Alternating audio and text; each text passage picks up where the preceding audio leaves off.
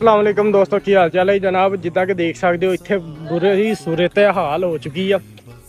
728 के अंदर असी जंगल आया गए तो बहुत ज़्यादा अग लग गई। तो अद्धे तो ज़्यादा ना 2-3 मरबे इस टाइम जंगल अग की लपेट के आ चुका।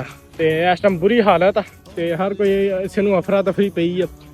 तो कोई इतने ना पानी की नहीं है सी। अगर इस अग न कंट्रोल इस तरीके ना किया जा सकता कि कोई नहर तोड़ी जाए 700 उसी वाली या दूसरी नहर तोड़िया जावन इधर दियाँ। तो इस टाइम पानी का कोई पानी इतने है कोई नहीं जो कि अग न रोक सके। टिकटॉक बना रीला बना आ रहे लेकिन पानी रोकने वाली कोई नहीं।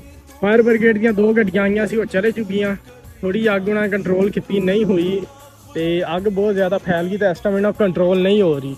रेस्क्यू दियाँ फायर